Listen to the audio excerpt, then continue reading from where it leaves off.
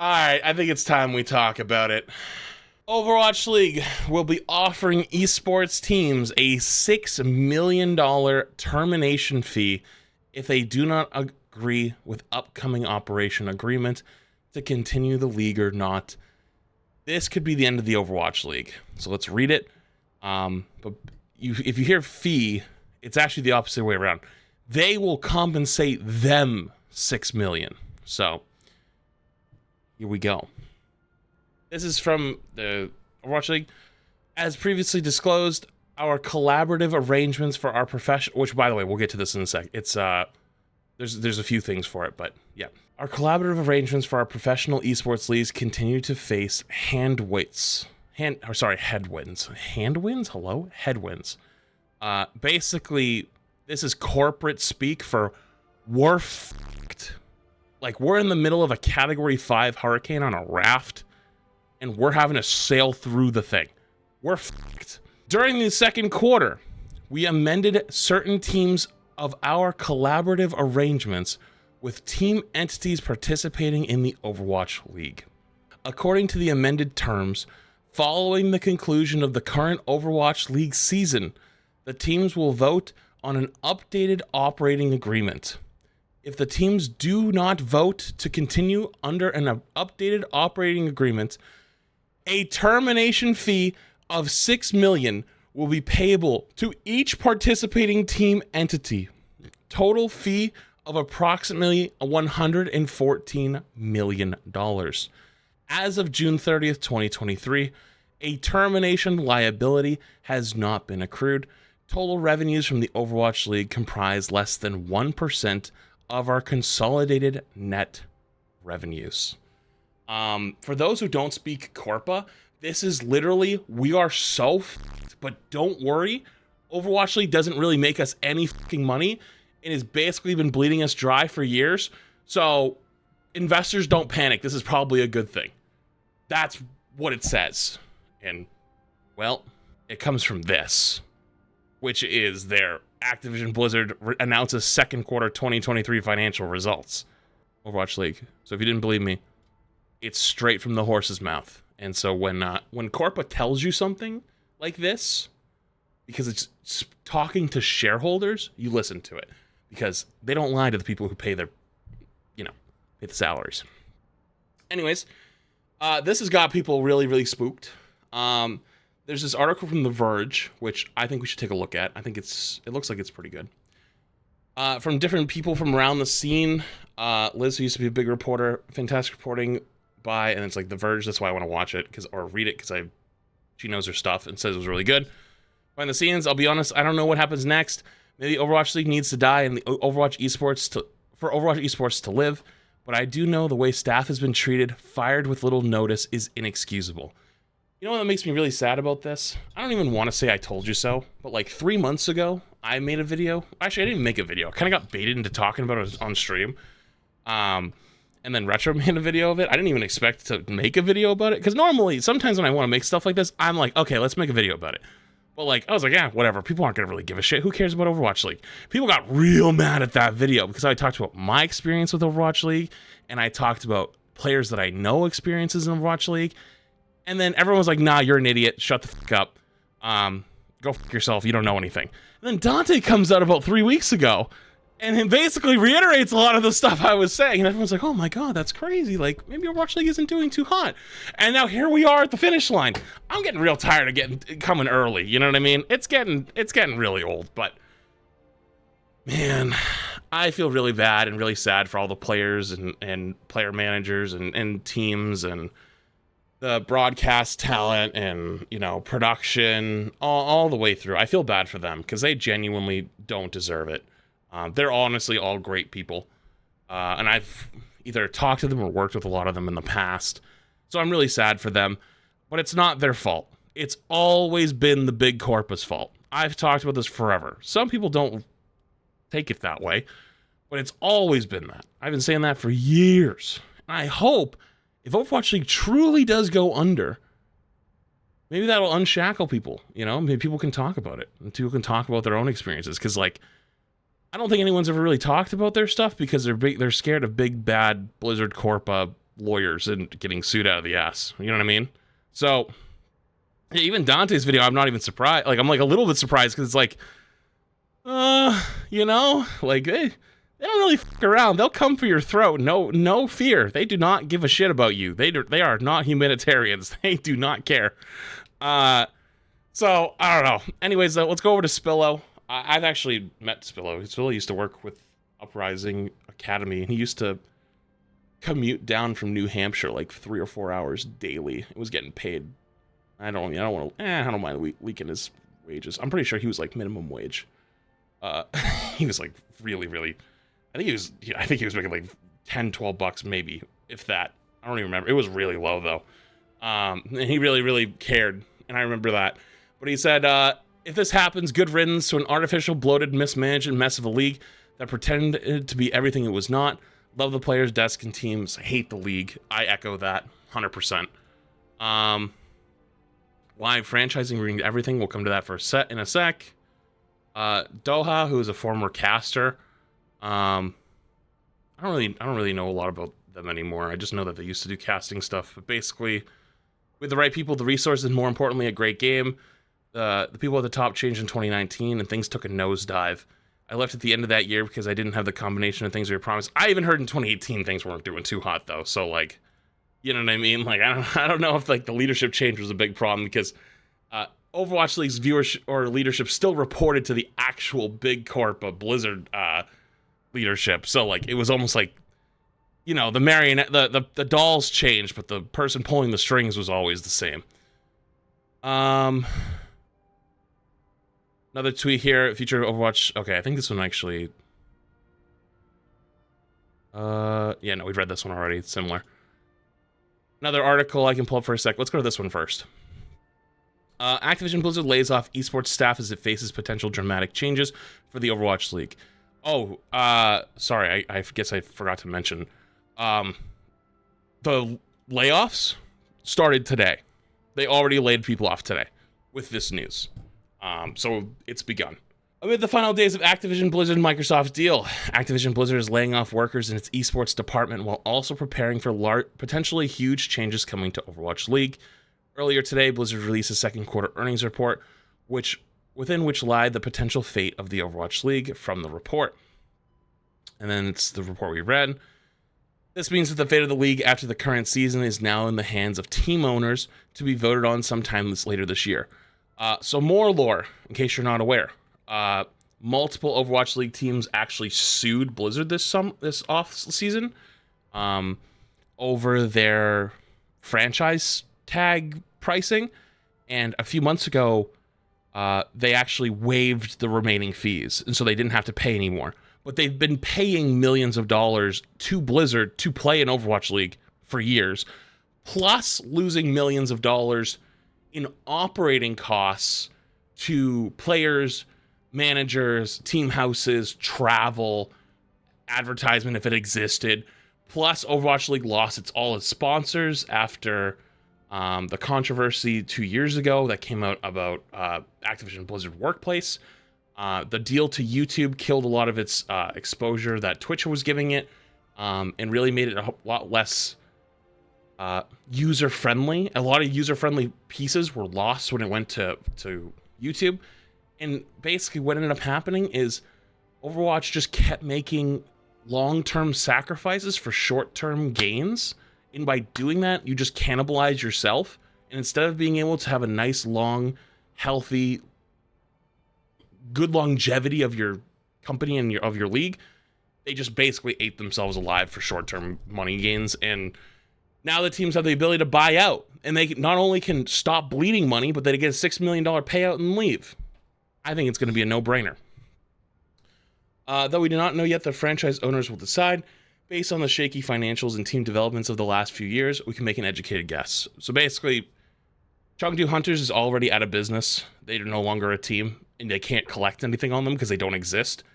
And then the Gladiators, which is owned by the Kroenke Group, who owns like the LA Rams and stuff like that, they already publicly said this is their last year, and if they don't find a buyer, they're just going to cease operations. So there's 2 out of 18 votes that we already know the answer to. And considering there was like 9 or 10 teams that were in the lawsuit, I think we know their answer as well.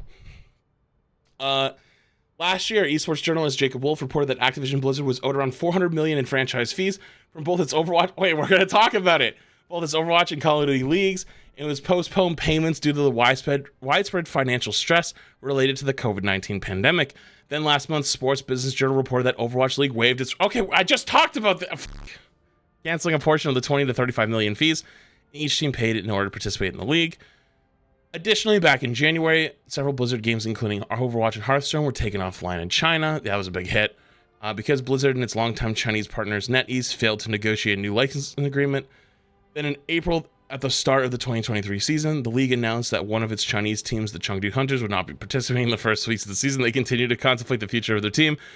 There was hope that the Hunters fan favorite would return later in the season. It was reported in June that the team was gone for good.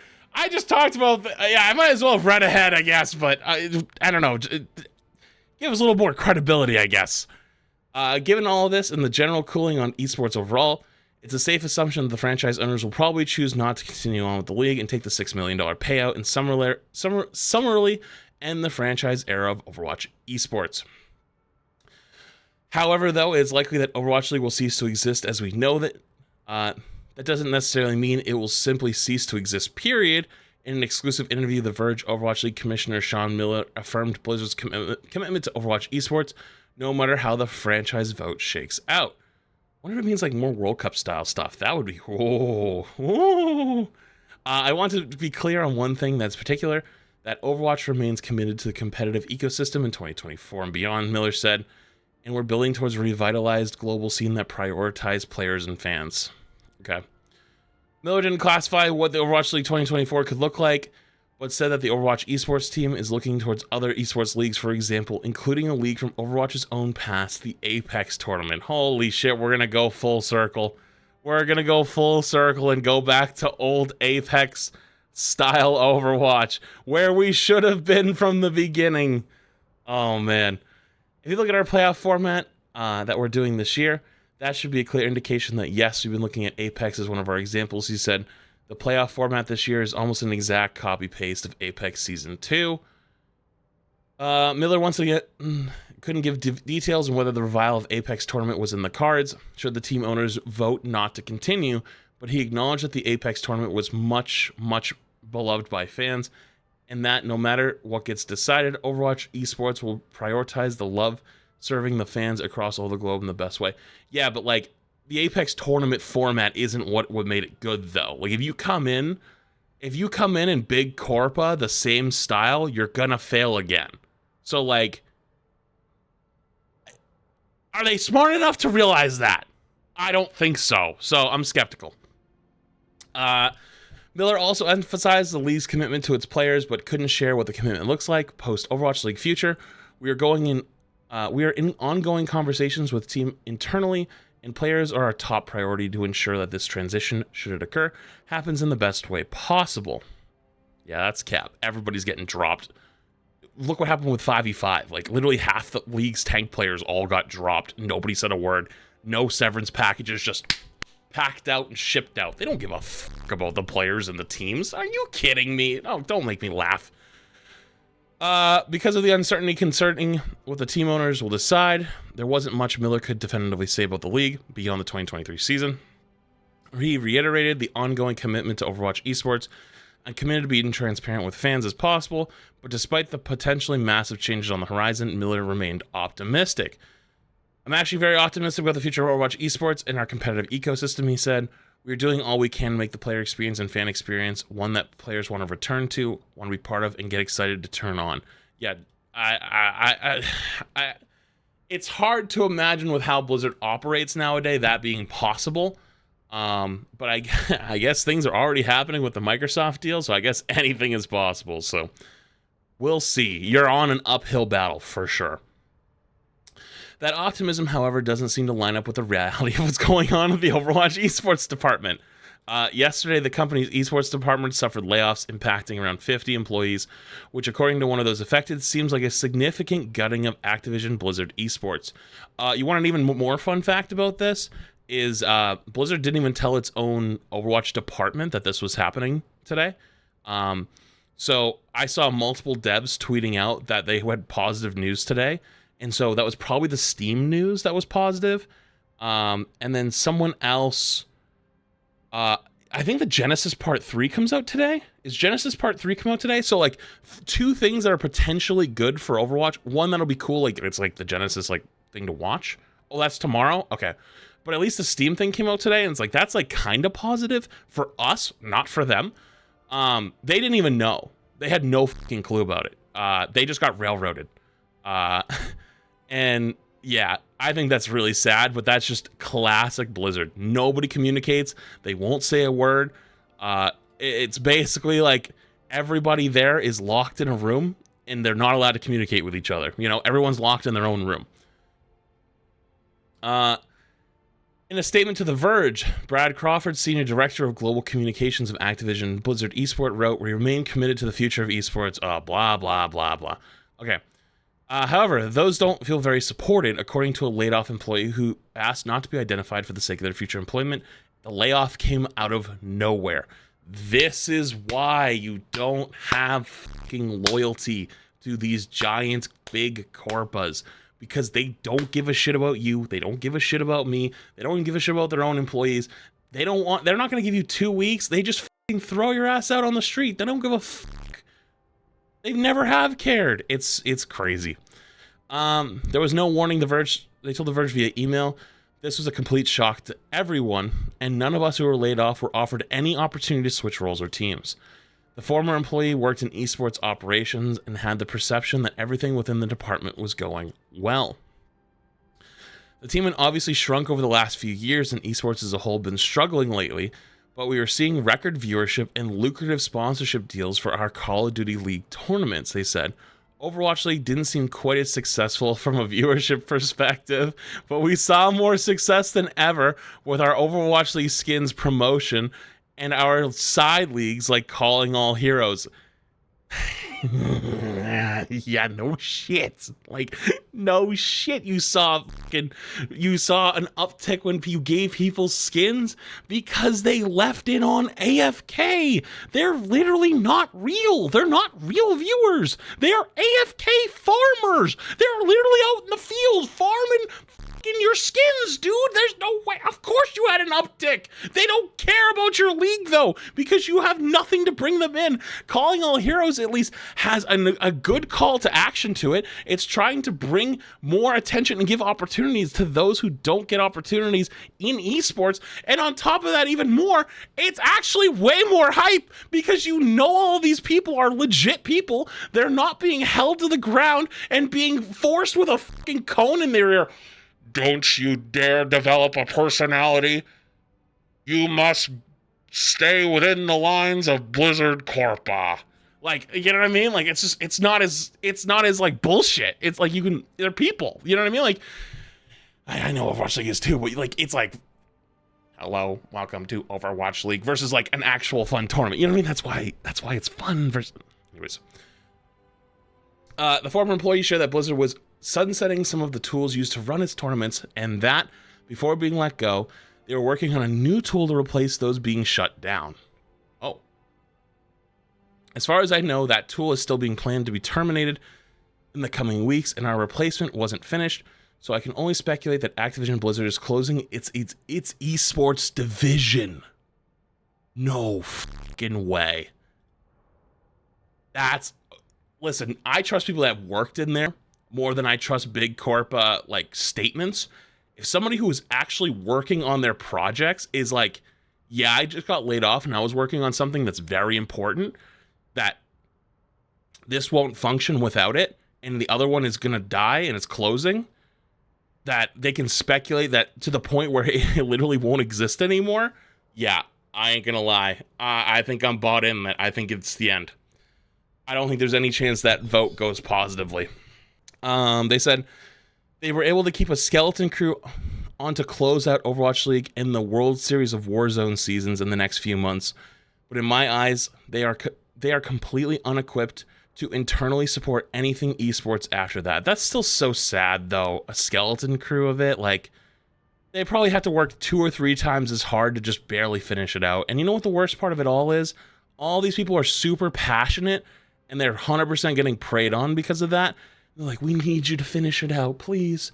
Like, if you don't do it, the league will die, and all those fans will be sad. Can I get a raise? No. As Microsoft's acquisition of Activision Blizzard looms, Miller's optimism for the future of Overwatch Esports contrasts heavily with the grim picture painted by now former employees who made Overwatch Esports possible. I believe the employees. I can't fathom what the benefit is to lay off people when your company is posting record profits and your stock price is quite literally capping out with a looming acquisition. I'll show you this in a sec. The employee said this move isn't helping the shareholders, it's not helping the business, and it's not helping the remaining employees. So if you're wondering what that is, I'll read you the first headline. The beginning of every financial report is what most investors read, so they need to get your attention with all the good. So what does it say? Second quarter net bookings grew 50% year over year. So year over year means like, let's say I'm talking March 2022 and then March 2023. So like, let's say in 2023, I had a 50% increase from March 2022, even though in March 2022, I had nothing come out, but in March 2023, I had like Diablo come out.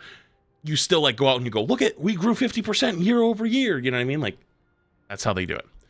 Anyways, second quarter GAAP, operating income and segment operating income each grew over 70% year over year.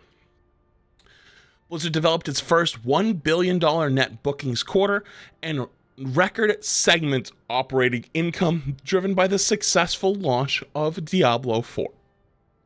Merger agreement with Microsoft extended to October 18th in return for higher termination fee. You know what the termination fee means?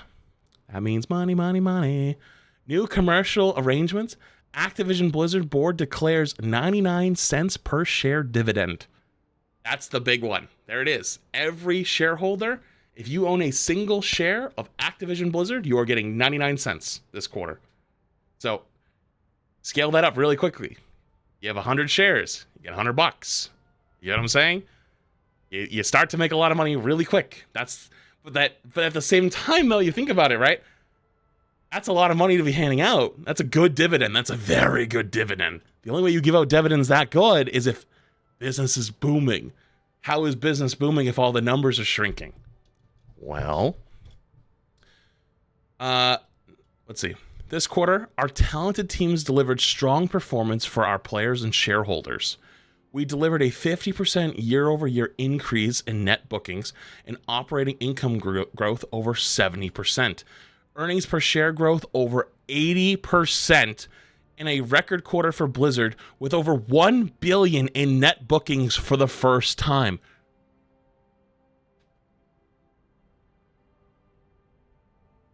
Look at us. We are recording record. Said Bobby Kotick, CEO of Activision Blizzard. Most importantly, we continue to set new standards of excellence for the workplace culture and provide joy and connection to hundreds of millions of players around the world. While we continue to have concerns about the economy and growing industry competition, we remain focused on the long-term opportunities ahead and completing our merger with Microsoft. And then this kind of stuff right here is a little bit more kind of nerdy. I'm not going to talk about that as much. You can read this if you want on your own. Where's the juicer? Aha, here it is. This is a good one. Blizzard continues to engage Overwatch and Warcraft communities with live operations in the second quarter, while engagement and player investment in Overwatch 2 declines sequentially in the quarter. The Overwatch team is looking forward to the August 10 release of Overwatch 2 Invasion. This will be the second largest seasonal update planned to include the new PvE story missions, a new game mode, and a new hero progression system, as well as an additional hero. That is the Overwatch section. It's not doing too great, but like we got this big thing coming. Oh man. Oh, then the Overwatch League one we already read. Where is the player number one? I have it over here. But I don't remember where I got it from. My mod screenshotted that one, so it'd be easier for me to read. All right, I guess it's in here somewhere. You can find it, but Mod screenshotted this for me to make it easier to read and show on stream. So this is monthly active users, MAUs. I'll just read it for you. Monitor monthly active users, MAUs, is a key measure of the overall size of our user base. Monthly active users of individuals accessed a particular game in a given month. We calculate average MAUs in a period by adding the total number of MAUs in each of the months in a given period and dividing that total by number of months in the period. So basically what they do is, like, let's say the period's from March, April, May. They take the total number of all of March, April, May, and then divide it by 3. That's basically what it's saying. An individual who accesses 2 of our games would be counted as 2 users. In addition, due to technical limitations for Activision and King, an individual who accesses the same game on 2 platforms or devices in the relevant period would be counted as 2 users. Also, this includes like alt accounts. So like, let's say you have like multiple Overwatch accounts, you count as multiple users. For Blizzard, an individual who accesses the game on 2 platforms or devices in the relevant period would generally be counted as a single user. But yeah, basically, this is just like, they're talking their monthly active logins, right? This is technically a monthly active login right here. This is important. Look at this. June 30th, before Overwatch 2 comes out, 27 million. September 30th, right before Overwatch 2 comes out, 31 million. Overwatch 2 is out. Game is booming. 45 million. March 31st. Remember the game kind of slid? Plus they lost China? 27 million. June 30th. 1 year later. 26 million. That's with Diablo being released. With Diablo, it's still lower than when Overwatch 1 was dead. That was like, WoW wasn't doing hot. Diablo didn't exist. COD was going down the shitter. This is with Diablo still pumping. Which is why the whole Steam thing is going to be crazy, because I think we actually will get to see player numbers, at least through Steam. It won't be obviously totally accurate, but it'll give you at least an idea, which I think is really, really interesting. But I don't know. A lot of shit kind of happening today. Also, is this one worth? Rough news, this is an elevator explanation of what's out there in the future. Overwatch League, future in limbo, franchise offers 6 million. Is this one worth reading too? I think it's about the same. But yeah. On my take, Overwatch League has been bad for years. Not the players, not the casters, not the broadcast. Literally just Big Corpa. They've just sucked. I can't tell you how many stories I either have or have heard about how bad shit has been over there. And the amount of fuck-ups that they've made and lasted this long is incredible. It's actually incredible they lasted this long.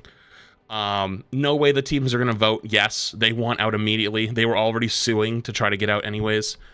And then hopefully we can try to start to rebuild something better. But esports is kind of struggling right now. So I don't know what the chances of that ends up looking like.